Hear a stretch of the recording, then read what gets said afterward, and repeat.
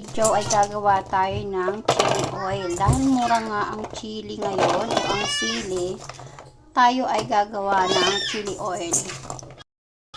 At inano ko na tong bawang, hinugasan ko na. Tapos ito yung sili, hinugasan ko na din.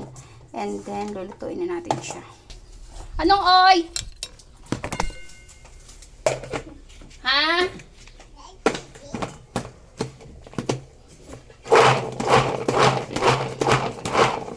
Anong oy, Tia? Anong tinatabi mo dyan, oy?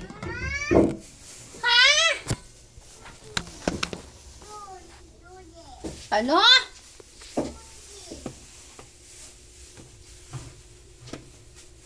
Anong tinatabi mo dyan? It's hard. Ay. At tingnan natin. Oh, yan nga yun. Gantong texture.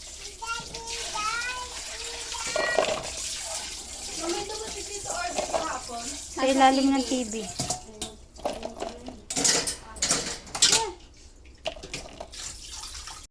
So, heto na nga. Tapos na natin siyang i-blend.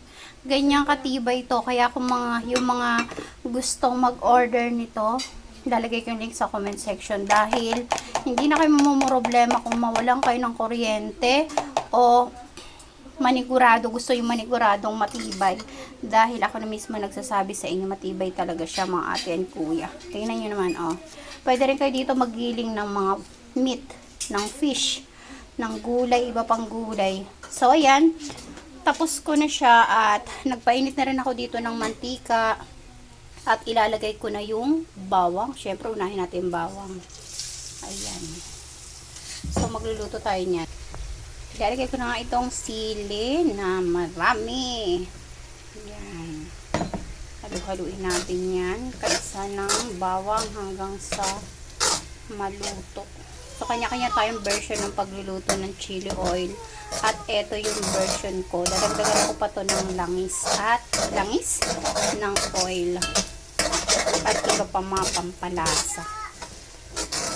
So, yun na.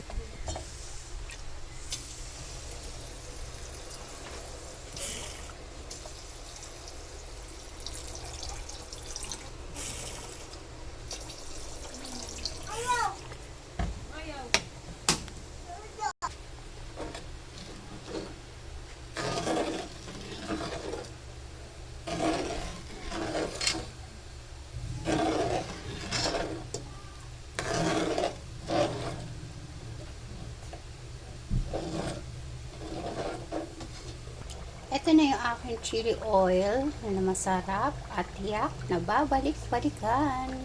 So, sinala ko na nga yung laurel. Inahon ko na siya sa kahirapan at eto, kulong-kulo na. Kailangan lutong-luto siya para tumagal ang ating chili oil at hindi ko na nabidyohan yung ibang mga sangkap na aking mga inilagay. Yan. So, mapaparami kami ng kain neto. So, yun lang for today's video mga ate and kuya. Bye!